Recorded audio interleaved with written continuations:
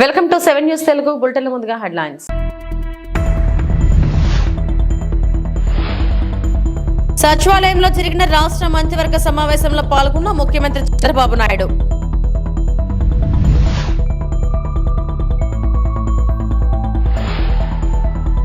AP అభివృద్ధికి కేంద్రం కట్టుబడి ఉందన్న కేంద్ర మంత్రి కింజారపు రామ్మోహన్ నాయుడు.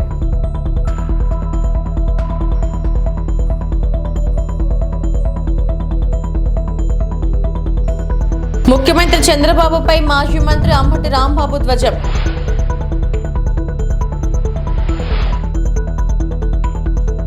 సచివాలయంలో జరిగిన రాష్ట్ర మంత్రివర్గ సమావేశంలో ముఖ్యమంత్రి చంద్రబాబు నాయుడు మాట్లాడుతూ తుంగభద్ర డ్యాం గేటు కొట్టుకుపోయిన పరిస్థితిలో మంత్రి రామనాయుడికి వెళ్లమని చెప్పా.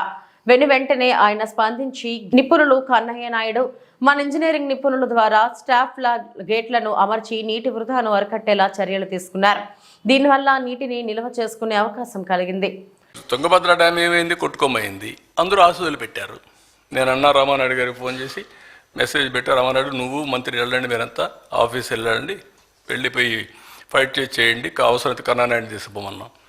కన్నానాయుడు రమ్మంటే ఆయన కన్ను ఏదో ప్రాబ్లం ఉంది, నేను రానంటే కాదు నేను సర్జరీ చేయించుకుంటే నేను రాలేనంటే సార్ చెప్పాడంటే సరే ఆ సార్ చెప్తే నేను వస్తానని చెప్పి ఆడ నుంచి బయలుదేరి వచ్చి కర్ణాటకలో ఉండే సీఎం డిప్యూటీ సీఎం ఆశలు పెడితే ఈయన పోయేసి ఆ నీళ్లు స్టాప్ చేసి గేట్లు పెట్టి వాటర్ పోయే సమయంలో గేట్లు క్లోజ్ చేయించాడు.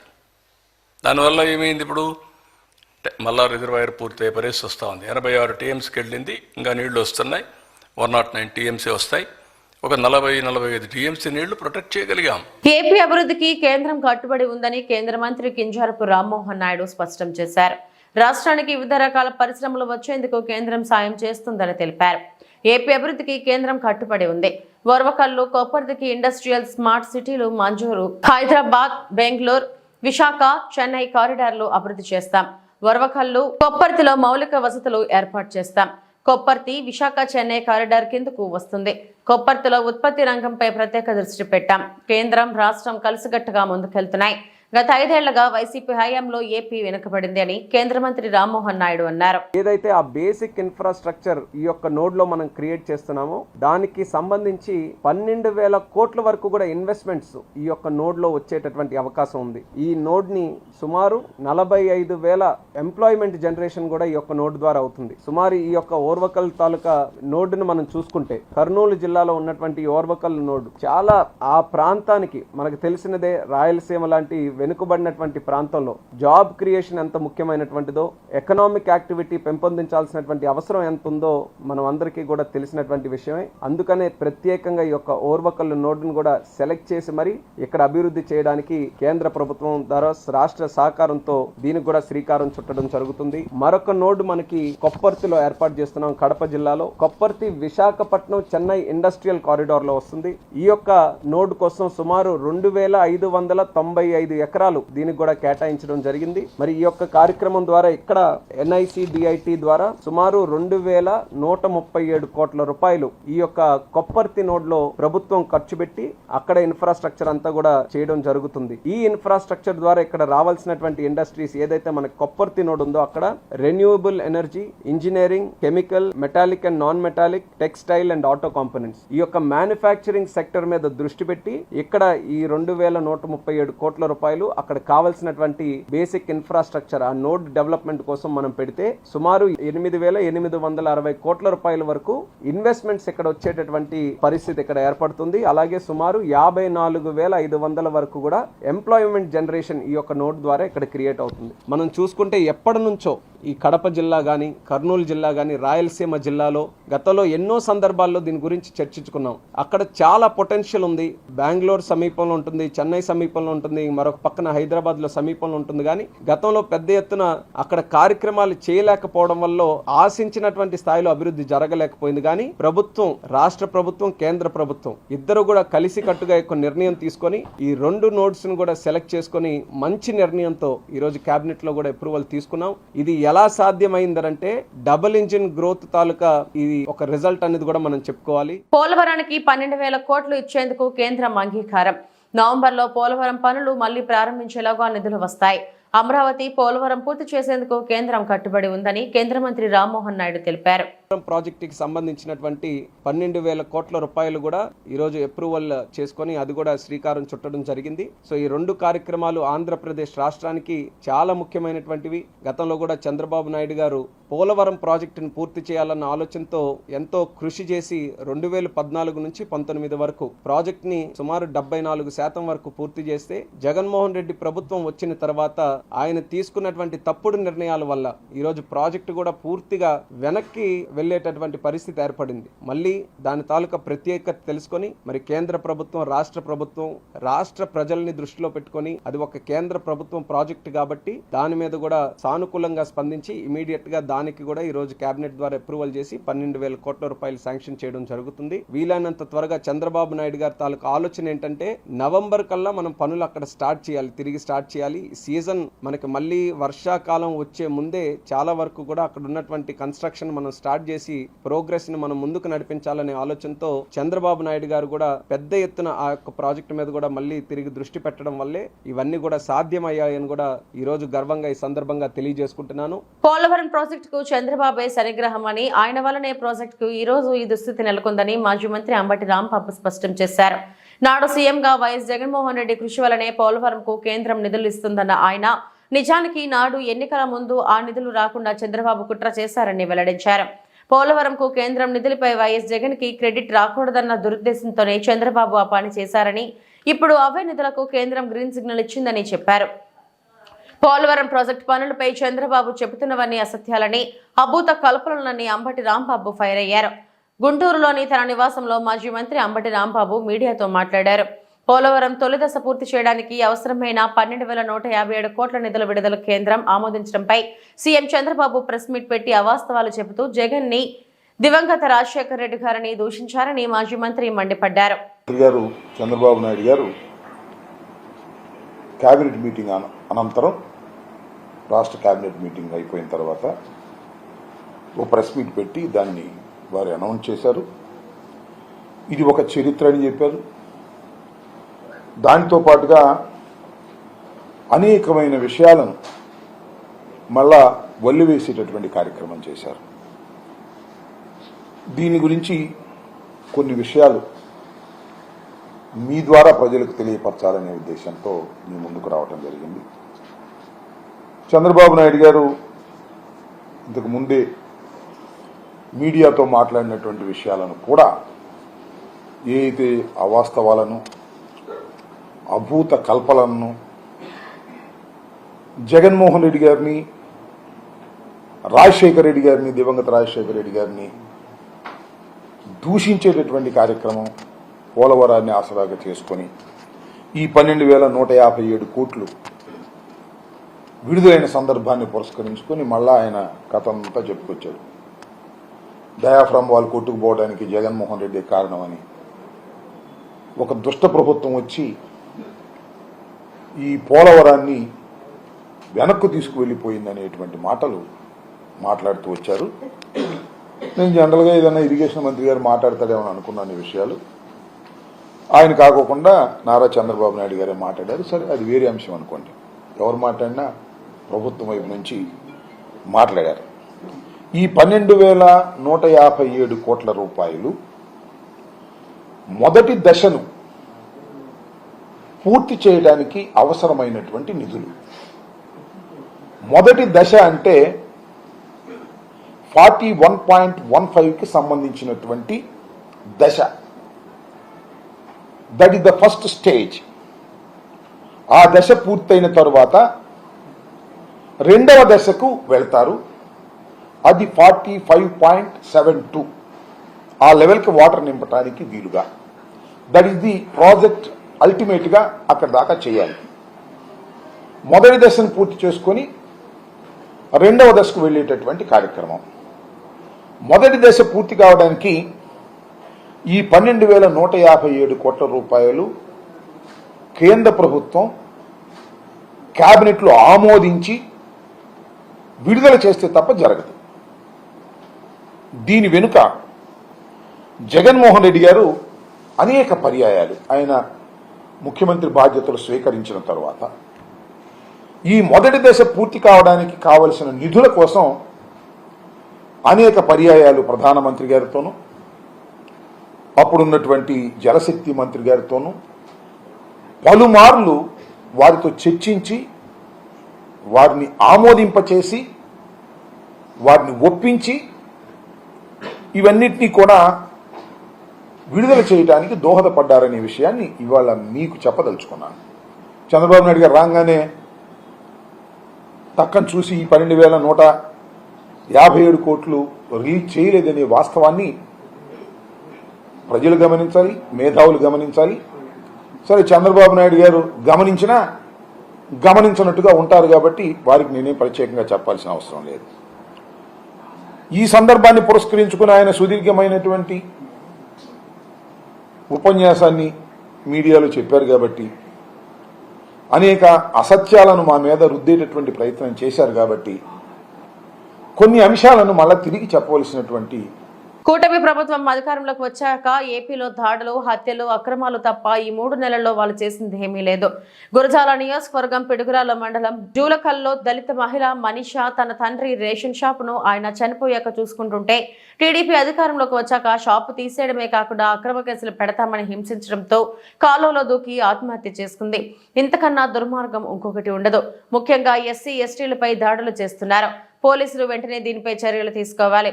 మనీషా కుటుంబానికి అండగా ఉంటాం అని మాజీ ఎమ్మెల్యే కాసు మహేష్ వెల్లడించారు. తెలుగుదేశం ప్రభుత్వం ఆంధ్ర రాష్ట్రంలో వచ్చినప్పటి నుంచి దాడులు, అక్రమాలు, హత్యలు తప్పితే ఈ గడిచిన 3 నెలల్లో వరేదేమైనా చేశారా అనడానికి ఎటువంటి పని లేకుండా పోయింది. ఈరోజు ఎంత దుర్మార్గం అంటే జూలకల్లు గ్రామం పిడుగురాళ్ల మండలం గుర్జాల నియోజకవర్గంలో ఒక దళిత మహిళ, ఎస్సీ మహిళ పాప వాళ్ళ నాన్న కోటా రేషన్ బియ్యం కోటా చేసుకునేవాడు 10-15 సంవత్సరాలు. ఆయన చనిపోయిన తర్వాత కూతురికి వచ్చింది. ఆమె కోటా తీసేయటమే కాకుండా వచ్చిన 3 నెలల్లోనే వాళ్ళ కడుపు కొట్టి వాళ్ళకున్న రేషన్ కోటాను తీసేయటమే కాకుండా తెలుగుదేశం నాయకులు 70-80 వేలు కడతావా సస్తావా, లేకపోతే నీ మీద అక్రమ కేసులు పెడతాం, నిన్ను హింసిస్తామని బెదిరించడంతో మరి పాపం ఈరోజో నిన్న రాత్రో ఆత్మహత్య చేసుకుంటామని లెటర్ రాసి కాలువలో దూకిందని ఇందాకే జూలకల్లులోని నాయకులు తెలియజేయడం జరిగింది. ఇంతకన్నా దుర్మార్గం ఈ తెలుగుదేశం ప్రభుత్వం, తెలుగుదేశం నాయకులకి మరొకటి ఉండదు. ఆడపడుచుల్ని, మరీ ముఖ్యంగా ఎస్సీ ఎస్టీ వర్గాలకు చెందిన వాళ్ళని ఈ రోజున అనకదొక్కాలి, వాళ్ళ కడుపు కొట్టాలని ఈరోజు వాళ్ళు చేస్తున్న ఈ చర్యలను తీవ్రంగా ఖండిస్తున్నాం. అంతేకాదు తక్షణమే అటువంటి వారి మీద చర్యలు తీసుకోవాలి. మరి ఆమె కొరకు పోలీసులు గాలిస్తున్నారని తెలుస్తుంది. దేవుడి దయ వల్ల ఆ అమ్మాయి బతకాలని ఆశిస్తున్నాం. రేపు ఖచ్చితంగా జూలకల్లు గ్రామానికి నేను, ఇతర వైఎస్ఆర్సీపీ నాయకులు పోతాం. అక్కడ నిజాలు తెలుసుకుంటాం. తదుపరి చర్యలు ఏముంటాయి కూడా మరి త్వరలోనే తెలియజేస్తామని తెలియజేస్తాం. తూర్పుగోదావరి జిల్లా నల్లచెర్ల పోలీస్ స్టేషన్లో గంజాయి స్మగ్లర్లను మీడియా ముందుకు ప్రవేశపెట్టిన పోలీసులు జగ్గంపేట నుంచి చెన్నైకి అక్రమంగా తరలిస్తుండగా పట్టుబడ్డ 250 కేజీల గంజాయి, 4 వ్యక్తుల అరెస్ట్, ఎస్కాట్ కారు, గంజాయి తరలిస్తున్న వ్యాన్ సీజ్ చేస్తున్న పోలీసులు.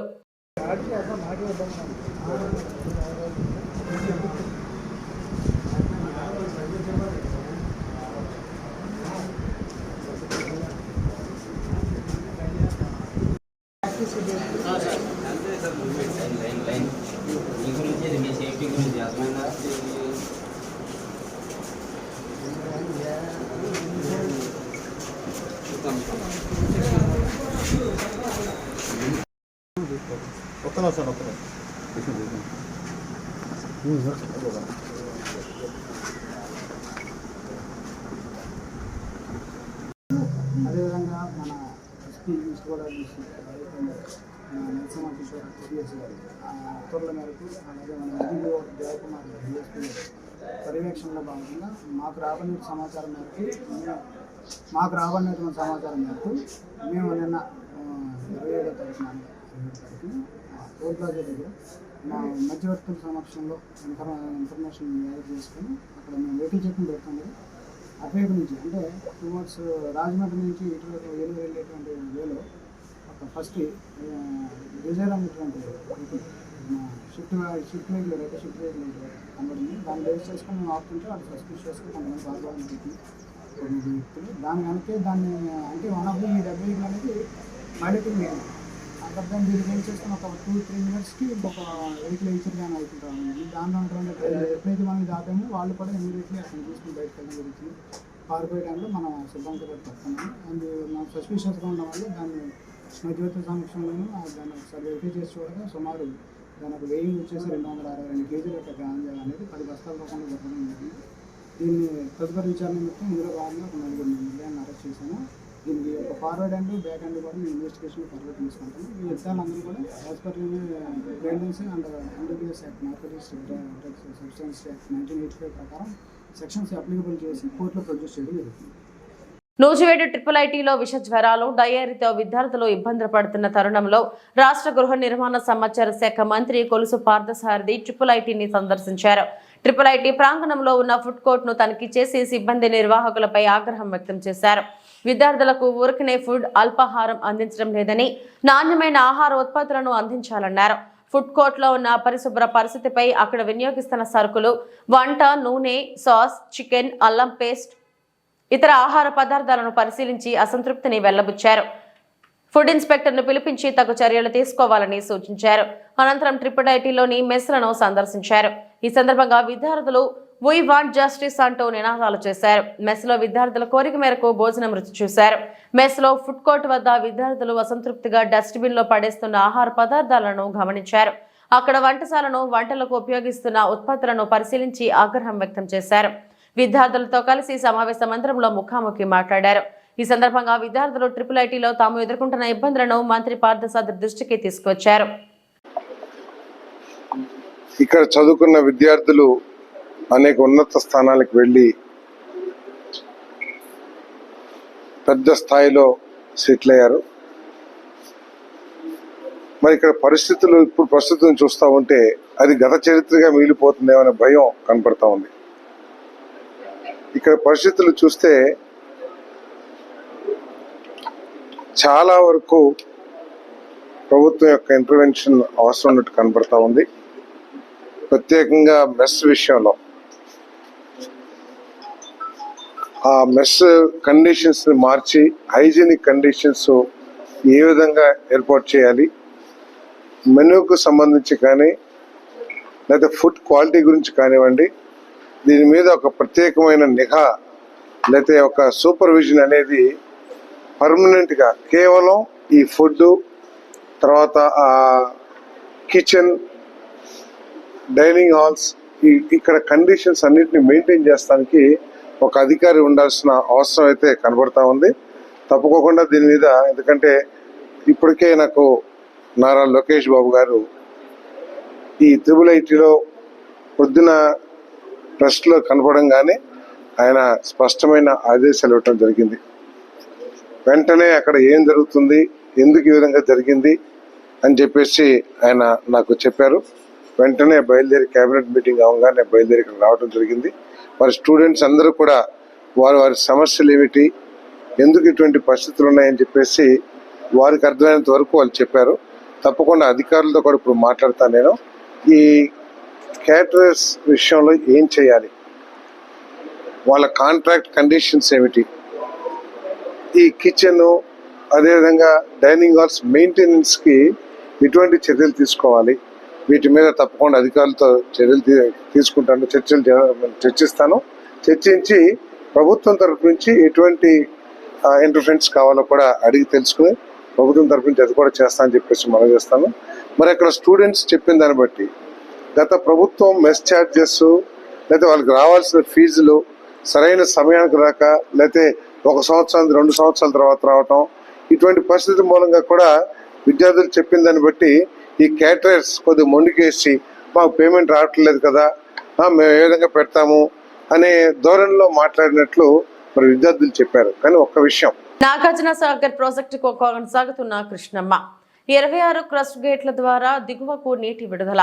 మరోసారి తెరుచుకున్న నాగార్జున సాగర్ క్రస్ట్ గేట్లు ఎగువన ఉన్న శ్రీశైలం ప్రాజెక్టు భారీగా వరద నీరు వచ్చి చేరుతుండటంతో ప్రాజెక్ట్ 10 క్రస్ట్ గేట్ల ద్వారా దిగువన ఉన్న నాగార్జున సాగర్ ప్రాజెక్టుకు భారీగా కృష్ణమ్మ పరవళ్లు తొక్కుతుండటంతో ప్రాజెక్టు అధికారులు గురువారం 26 క్రస్ట్ గేట్లను తెరిచి దిగువకు నీటిని విడుదల చేశారు. నాగార్జున సాగర్ 26 క్రస్ట్ గేట్ల ద్వారా 2,57,906 క్యూసెక్ల నీరు దిగువకు విడుదల చేశారు. 26 క్రస్ట్ గేట్ల ద్వారా 5 అడుగుల నీటిని విడుదల చేస్తున్న అధికారులు ఇన్ఫ్లో 2,57,906 క్యూసెక్ల నీరు వచ్చి నాగార్జున సాగర్ కు చేరుతుంది. అవుట్ఫ్లో సమానంగా ఉన్నాయి.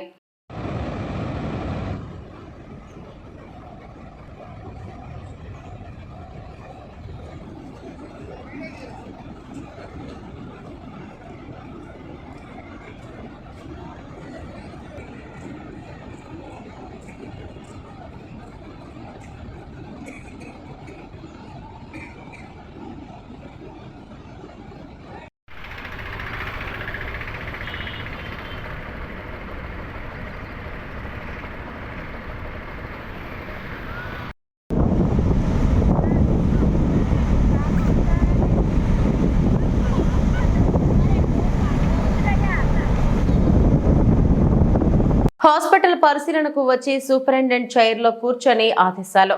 ప్రకాశం జిల్లా దర్శి నియోజకవర్గ టీడీపీ ఇన్ఛార్జ్ గొట్టిపాటి లక్ష్మి హల్చల్. విద్యుత్ శాఖ మంత్రి గొట్టిపాటి రవికుమార్ అన్న కూతురి లక్ష్మి. సీజనల్ వ్యాధులు ప్రబలడంతో దర్శి ప్రభుత్వ ఆసుపత్రిని పరిశీలించిన లక్ష్మి సూపరింటెండెంట్ కుర్చీలో కూర్చొని మరీ ఆదేశాలు జారీ చేసిన లక్ష్మి ఆసుపత్రి సూపరింటెండెంట్ ని అవమానించారని సర్వత్రా విమర్శలు.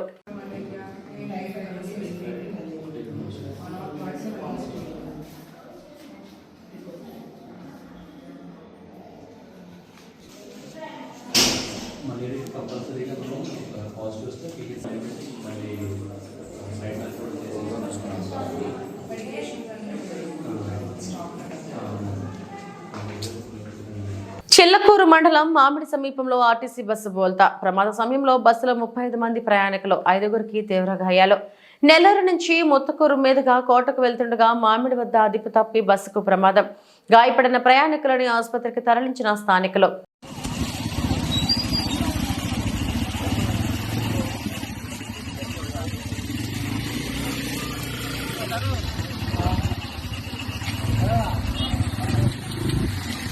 నిన్న రాత్రి భారీ వర్షానికి మధురవాడ శివశక్తి నగర్ రోడ్లో లక్ష్మీ టవర్స్ అపార్ట్మెంట్ పెను ప్రమాదం తప్పింది. రాత్రి బిల్డింగ్ పైన పిడుగుపడి బిల్డింగ్ పిల్లర్ డ్యామేజ్ అయింది. అలాగే అపార్ట్మెంట్ లో మొత్తం 132 ఫ్లాట్స్ వారు నివాసం ఉంటున్నారు. చాలా వరకు ఇంట్లో ఉన్న టీవీ, ఫ్యాన్ లైట్లు కాలిపోయాయి. బిల్డర్ తగిన సదుపాయాలు తగిన సమయంలో సమకూర్చని కారణంగా ఇటువంటి ప్రమాదాలకు దారితీస్తున్నాయని అపార్ట్మెంట్ వాసులు వాపోతున్నారు.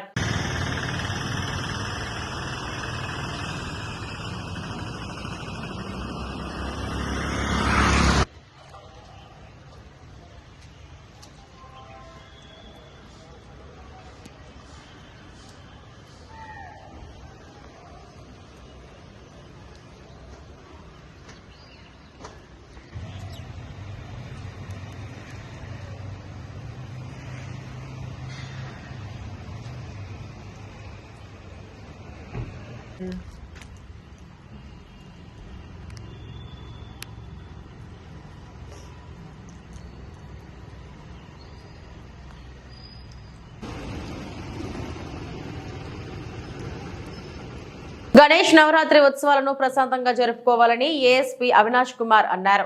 బుధవారం బాయింసా రూరల్ పోలీస్ స్టేషన్ లో శాంతి కమిటీ సమావేశం ఏర్పాటు చేసి మాట్లాడారు. మండపాల ఏర్పాట్లకు పోలీసుల అనుమతి తీసుకోవాలన్నారు. ప్రజలు భక్తి శ్రద్ధలతో పూజలు జరిపి ప్రశాంతంగా నిమజ్జనోత్సవాలను నిర్వహించాలని సూచించారు. ఈ సమావేశంలో సిఐ నాయులు, ఎస్ఐ శ్రీనివాస్ యాదవ్ తదితరులు ఉన్నారు. గణేష్ చతుర్థి ప్లస్ నవరాత్రి కోసం ఎట్లా ఉండాలి, ఎట్లా ప్రిపరేషన్ చేయాలి, దీనికి సంబంధించిన మాట్లాడితే ఎట్లా సెలబ్రేట్ చేద్దాం, దీనికి సంబంధించిన మొత్తం డిస్కషన్ అయింది. అండ్ ఒకటి రిక్వెస్ట్ మన సైడ్ నుండి ఈ సెలబ్రేషన్ ప్రాపర్గా చేయాలి, పీస్ఫుల్గా, సంతోషంగా, ప్రశాంతంగా చేయాలి. ప్లస్ ఏదైనా ఇష్యూ అయితే తొందరగా పోలీస్కి చెప్తే మనము ఇష్యూ సాల్వ్ చేద్దాం. అండ్ మొత్తం జస్ట్ ఒకటి request from all, tell police whenever an issue comes, don't take law in your own hands. Just one request, don't take law in your own hand, call police whenever issue comes. जब भी कोई problem आए police को बताना है, खुद से उसका सॉल्यूशन नहीं निकालना है. ఇవి ఇప్పటివరకు నా బులెటిన్ అప్డేట్స్. నమస్తే.